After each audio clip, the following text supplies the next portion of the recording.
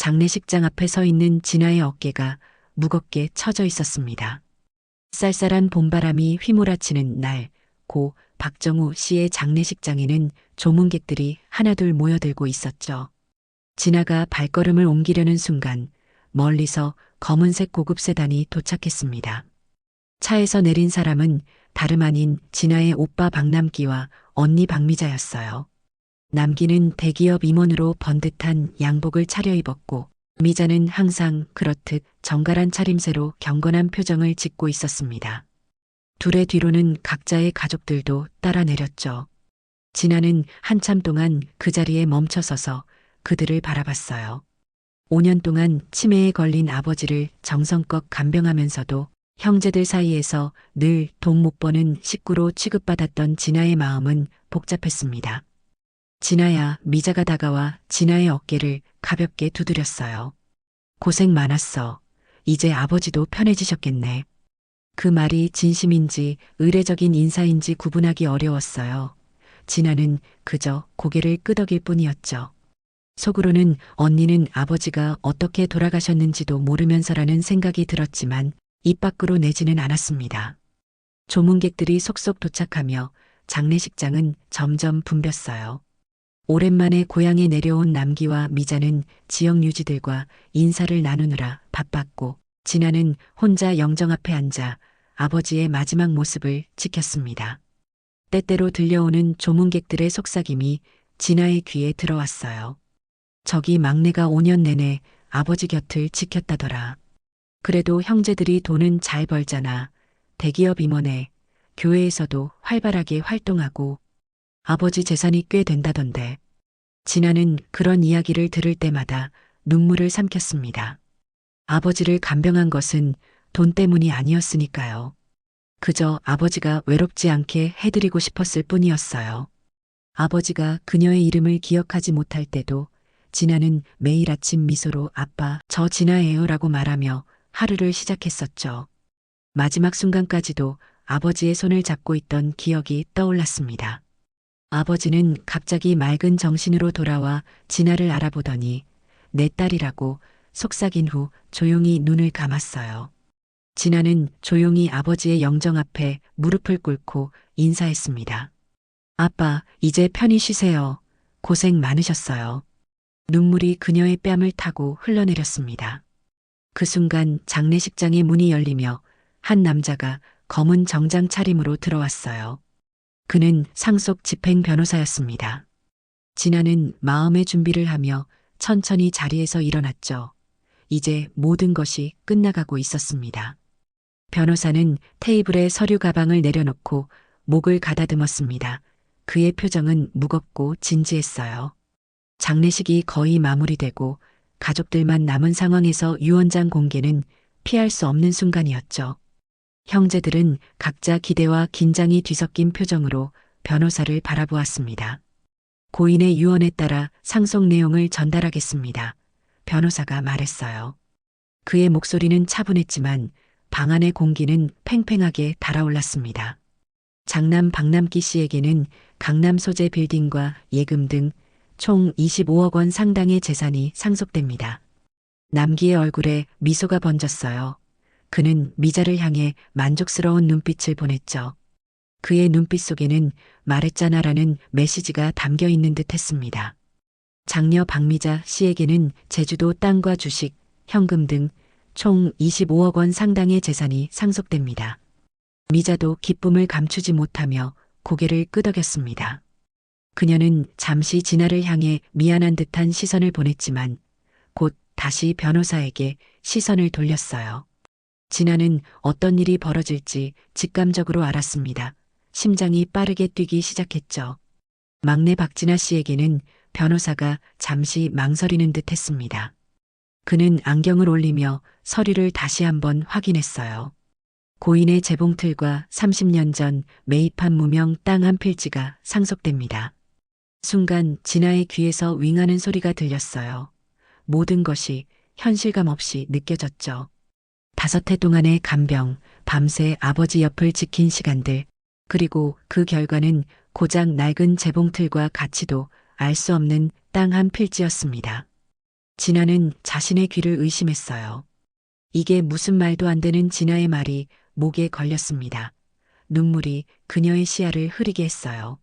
남기가 먼저 입을 열었습니다. 아버지의 뜻이야. 내가 충분히 받았어. 간병비로. 미자도 덧붙였죠. 아버지가 살아계실 때 이미 너한테 많이 주셨잖아. 생활비에 집에 살게 해주시고. 그들의 말은 마치 준비된 것처럼 매끄러웠어요. 진아는 형제들을 바라봤습니다. 그들의 눈에는 잠시의 죄책감도 보이지 않았죠. 진아는 아무 말도 할 수 없었어요. 뭐라고 항변해야 할지 모르겠다는 생각이 들었습니다. 너무나 갑작스러운 일이었고 그 순간에는 충격으로 생각조차 제대로 할 수 없었어요. 조문객들은 이미 대부분 떠났고 남기와 미자도 변호사와 함께 서둘러 자리를 정리했습니다. 그들은 진아에게 내일 보자라는 말만 남기고 장례식장을 빠져나갔어요. 진아는 홀로 빈소에 남았습니다. 아버지의 영정 앞에 무릎을 꿇고 앉았죠. 눈물이 계속해서 흘러내렸어요. 아버지가 정말 그런 결정을 내렸을까? 아니면 무언가 다른 이유가 있는 걸까? 진아의 마음속에는 의문이 꿈틀거렸습니다. 장례를 마치고 돌아온 진아는 아버지의 집에 혼자 남았습니다. 형제들은 이미 자신들의 삶으로 돌아갔고 이제 이 집은 얼마 지나지 않아 팔리게 될 운명이었죠. 남기는 집을 정리하는데 일주일을 주겠다고 말했습니다. 그 말에 진아는 아무 대답도 하지 않았어요. 지금 그녀에게는 생각할 시간이 필요했습니다. 진아는 아버지의 방에 들어가 마지막으로 정리를 시작했어요. 옷장을 열고 낡은 양복들을 하나씩 꺼내는 진아의 눈에 눈물이 고였습니다. 아버지가 입던 옷들에서는 여전히 그의 채취가 느껴졌어요. 진아는 양복 하나를 가슴에 안고 잠시 그대로 있었습니다. 아빠, 진아가 서랍장을 정리하던 중 맨 아래 칸에서 낡은 일기장 하나를 발견했어요. 먼지를 털어내고 펼쳐보니 아버지의 서툰 글씨체가 눈에 들어왔죠. 최근 몇 년간 치매가 악화되면서도 때때로 맑은 정신으로 돌아올 때 쓴 듯했습니다. 첫 페이지에는 작년 봄의 날짜가 적혀 있었어요. 오늘도 진아가 내 밥을 먹여주었다. 내가 무슨 복이 있어서 이런 딸을 두었을까? 진아는 눈물을 훔치며 페이지를 넘겼습니다. 아버지의 마음이 고스란히 담긴 글씨체가 그녀의 가슴을 아프게 했어요. 페이지를 넘기자 더 충격적인 내용이 나왔습니다. 남기와 미자가 찾아왔다. 내가 없는 사이 유산 분할 얘기를 꺼냈다. 진아에게는 적게 주고 자기들이 나눠 가지자고. 내가 듣는 줄 모르고 내 딸을 어떻게 그렇게 대할 수 있을까? 진아의 손이 떨렸습니다. 그래서 형제들이 아버지를 방문할 때마다 그녀를 내보냈던 거였군요. 또 다른 페이지에는 이런 내용도 있었습니다. 진아는 내 유일한 위안이었다. 내가 떠나면 저 아이가 다칠 것 같아 두렵다. 하지만 어떻게 해야 할지 모르겠다. 머리가 자꾸 흐려진다. 그 문장 아래에는 여러 날짜의 일기가 이어졌어요. 아버지는 점점 더 혼란스러워하는 모습이었습니다. 마지막 페이지에는 떨리는 글씨체로 이렇게 적혀 있었죠. 변호사가 유언장을 가져왔다. 내용이 이상하다. 내가 말한 것과 다르다. 진아에게도 공평하게 나누라고 했는데. 진아는 일기장을 가슴에 안고 오열했습니다. 아버지는 자신의 뜻대로 유산을 나누지 못한 것이었어요. 형제들이 아버지의 병든 상태를 이용해 유언장을 조작한 것이 분명했죠. 분노와 슬픔이 뒤섞인 감정이 진아를 덮쳤습니다. 다음 날 진아는 아버지의 무덤을 찾았어요. 새로 도단한 잔디 위에 꽃을 놓고 무릎을 꿇었습니다. 아버지의 비석 앞에서 진아는 마음을 정리했어요. 아빠, 그냥 넘기지 않을게요. 누가 옳았는지 세상에 보여드릴게요. 진아의 눈에서는 더 이상 눈물이 나오지 않았습니다. 대신 강한 결의가 빛났죠. 일기장을 품에 안고 진아는 천천히 일어나 무덤을 뒤로 했어요.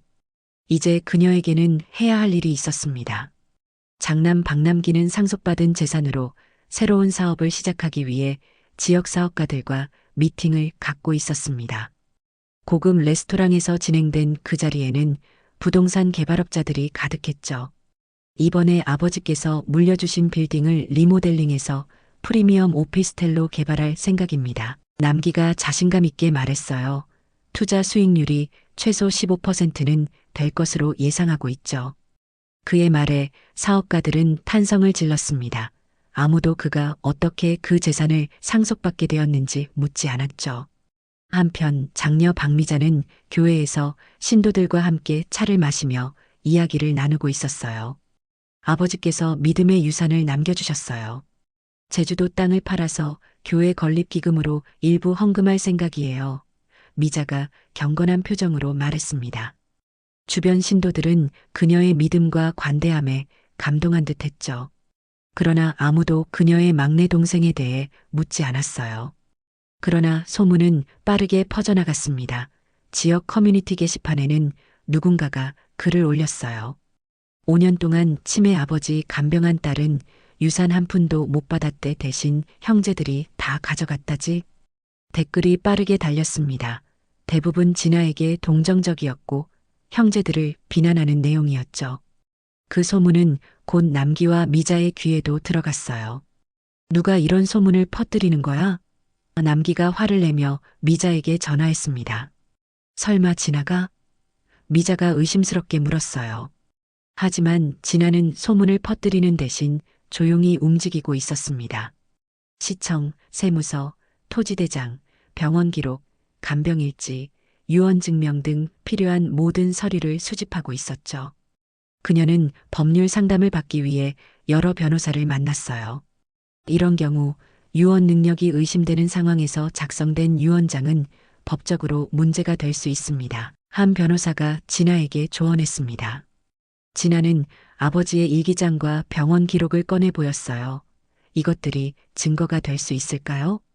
변호사는 서류들을 검토한 후 고개를 끄덕였습니다. 충분히 가능성이 있어요. 특히 이 일기장은 중요한 증거가 될 수 있겠네요. 진아는 깊은 숨을 내쉬었어요. 이제 그녀에게는 싸울 무기가 생겼습니다. 그것은 단순히 돈을 위한 싸움이 아니었어요. 아버지의 진정한 뜻을 밝히고 그를 위해 바친 시간과 정성에 대한 정당한 인정을 받기 위한 싸움이었죠. 법원 앞에 선 진아의 심장이 빠르게 뛰고 있었습니다. 오늘은 유언 무효 소송의 첫 심리가 열리는 날이었죠. 진아는 깊은 숨을 들이마시며 변호사와 함께 법정으로 걸어 들어갔어요. 법정 안에는 이미 남기와 미자가 그들의 변호사들과 함께 앉아 있었습니다. 그들의 표정은 분노와 당혹감이 뒤섞여 있었죠. 진아와 눈이 마주치자 남기가 입술을 비틀며 말했어요. 미친 거 아냐? 너 혼자 법정에 서겠다고? 진아는 그의 말에 대답하지 않고 자리에 앉았습니다. 곧 재판이 시작되었고 진아의 변호사가 먼저 입을 열었죠. 귀하가 준비한 증거를 제출하겠습니다. 첫째, 고인의 자필 일기장입니다. 이 일기장에는 피고인들이 고인의 병든 상태를 이용해 유언장을 조작했다는 내용이 담겨 있습니다. 법원은 일기장을 증거로 채택했고 다음으로 병원 기록이 제출되었어요. 이 기록에 따르면 유언장이 작성된 시기에 고인은 심각한 치매 증상을 보이고 있었으며 법적 문서를 이해하고 작성할 능력이 의심되는 상태였습니다. 재판부는 진지하게 증거를 검토했어요. 이어서 간병 기록과 병원 CCTV 영상이 제출되었죠. 영상 속에는 진아가 밤낮으로 아버지를 간호하는 모습이 담겨 있었습니다. 원고는 5년 동안 하루도 빠짐없이 고인을 간병했으며 이는 고인이 원고에게 깊은 감사와 애정을 표현한 일기장 내용과도 일치합니다. 미자가 자리에서 일어나 항의했어요. 저희도 돈을 보내고 정기적으로 방문했습니다. 진아만 희생한 것처럼 말하지 마세요. 그러나 제출된 방문 기록에 따르면 남기와 미자는 1년에 서너 번 정도만 아버지를 찾아왔다는 사실이 드러났죠. 그것도 대부분 유언장 작성 전후에 집중되어 있었어요. 더욱 충격적인 것은 아버지의 주치의 증언이었습니다. 박정우 씨는 유언장 작성 당시 본인의 재산 상태나 법적 결정의 의미를 완전히 이해하기 어려운 상태였습니다. 또한 장남과 장녀가 방문했을 때는 특히 혼란스러워하는 모습을 보였죠. 재판은 예상보다 빠르게 진행되었어요. 마지막으로 진아가 증인석에 섰습니다. 이건 돈이 아니라 아버지를 모신 시간에 대한 예의예요. 아버지는 절대로 저를 이렇게 대하지 않으셨을 겁니다. 그분은 공정하고 따뜻한 분이셨어요. 진아의 진심 어린 증언에 법정은 조용해졌어요. 남기와 미자는 불편한 표정으로 서로를 바라보았죠. 그들도 내심 죄책감을 느끼고 있는 듯 했습니다. 재판은 몇 주 동안 계속되었습니다. 양측의 증거와 증언이 모두 검토되는 동안 지역사회의 이목은 이 사건에 집중되었죠. 결국 판결의 날이 왔어요. 본 법원은 고 박정우 씨의 유언장이 작성될 당시 고인의 정신 상태와 외부 영향에 의한 공정성에 심각한 의문이 제기됨을 인정합니다. 재판장의 말에 법정안이 술렁였어요. 진아는 긴장된 표정으로 판결을 기다렸죠. 일기장과 의료 기록, 그리고 증인들의 증언을 종합적으로 고려할 때 유언장에 대한 형제들의 부당한 영향력 행사가 있었음이 인정됩니다. 따라서 본 법원은 해당 유언장의 일부 내용을 무효로 하고 법정 상속 비율에 따라 재산을 재분배하도록 명령합니다. 진아의 눈에 눈물이 고였어요. 그것은 완전한 승리는 아니었지만 아버지의 진정한 뜻을 일부나마 회복한 것이었죠. 추가적으로 고인이 생전에 거주하던 가옥과 주변 토지는 고인을 5년간 간병한 공로를 인정하여 박진아 씨에게 귀속됨을 선언합니다.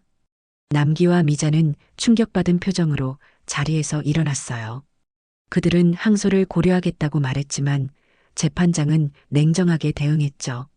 항소는 당사자의 권리이지만 본법원은 이미 충분한 증거를 검토했습니다. 또한 이 사건이 더 알려질 경우 당사자들의 사회적 평판에 미칠 영향도 고려하시기 바랍니다. 그 말에 남기와 미자는 서로를 바라보았어요.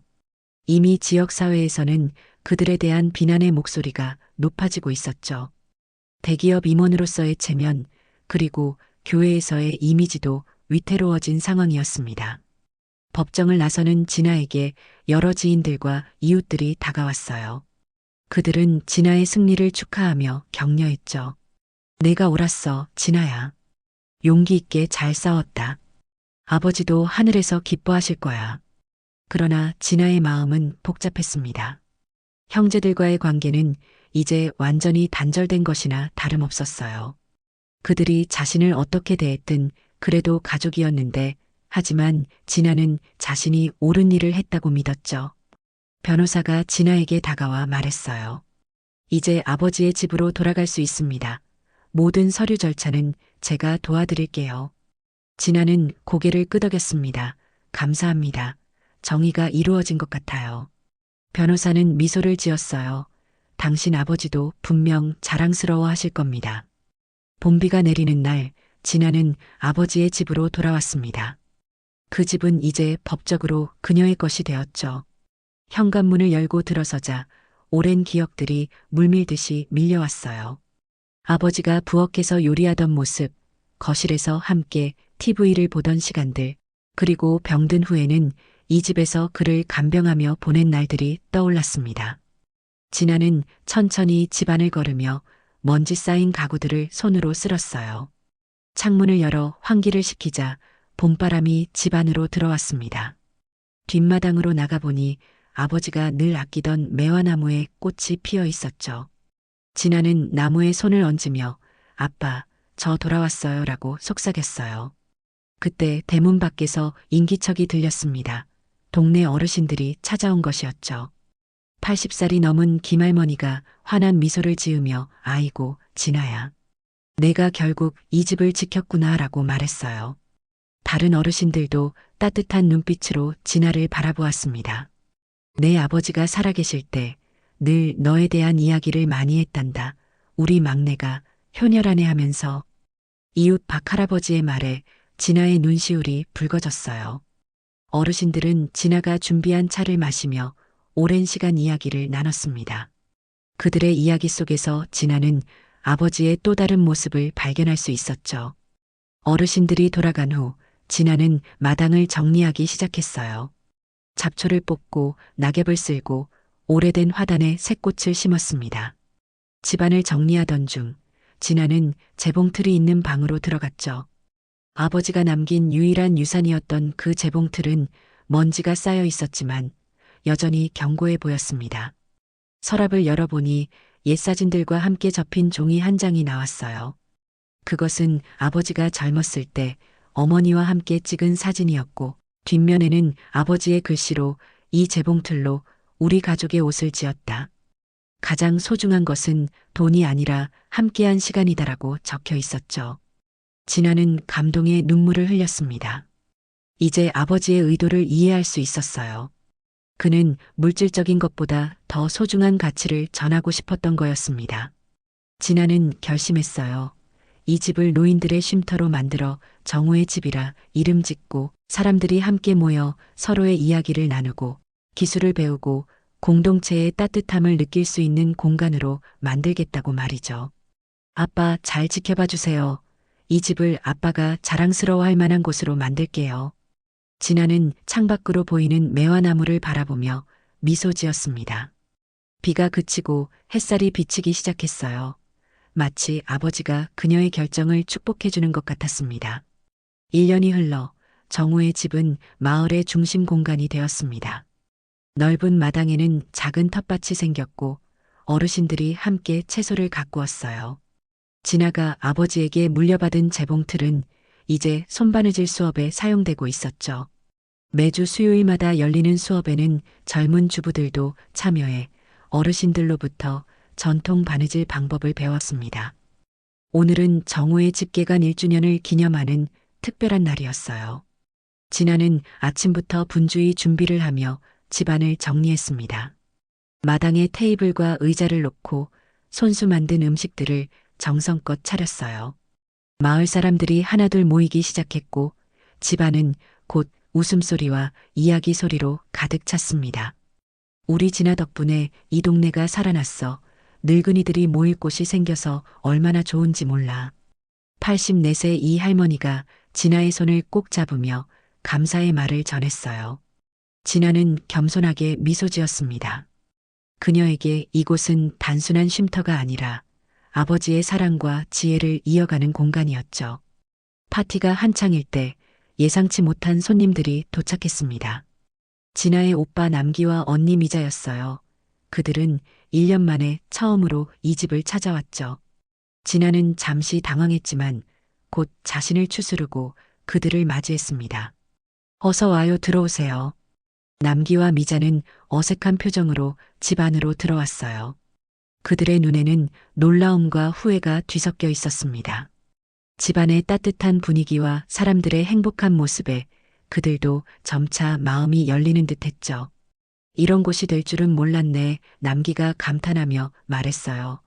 내가 이렇게 멋진 일을 하고 있을 줄은. 미자도 주변을 둘러보며 눈시울을 붉혔습니다. 정말 아버지가 자랑스러워 하실 거야. 진아는 그들을 정원으로 안내했어요. 그곳에는 아버지의 사진이 작은 정자 안에 걸려 있었습니다. 세 남매는 오랜만에 함께 아버지의 사진 앞에 섰죠. 진아야, 우리가 미안해. 욕심을 부렸어. 남기가 먼저 입을 열었어요. 미자도 눈물을 글썽이며 고개를 숙였습니다. 용서해 줄 수 있겠니? 진아는 잠시 그들을 바라보았어요. 마음속에 남아있던 분노와 원망이 천천히 사그라지는 것을 느꼈죠. 우리는 가족이잖아요. 아버지도 우리가 화해하길 바라셨을 거예요. 갈등과 다툼은 이제 과거의 일이 되었고 세 남매는 함께 새로운 시작을 위한 첫걸음을 내딛었습니다. 파티가 끝나고 모두가 떠난 후 진아는 아버지의 재봉틀 앞에 앉았어요. 그녀는 재봉틀 위에 작은 꽃병을 놓고 그 안에 아버지가 좋아하던 들꽃을 꽂았습니다. 아빠, 이제 여기가 사람들에게 위로가 되는 집이에요. 저도 그래요. 진아는 환하게 웃었어요. 창밖으로 보이는 하늘은 맑고 푸르렀습니다. 아버지가 남긴 진정한 유산은 재봉틀이나 땅이 아니라 사람들과 나누는 정과 사랑이었던 거죠. 정의는 때로 늦게 오지만 반드시 찾아옵니다. 그리고 진심은 오래 남는 법입니다.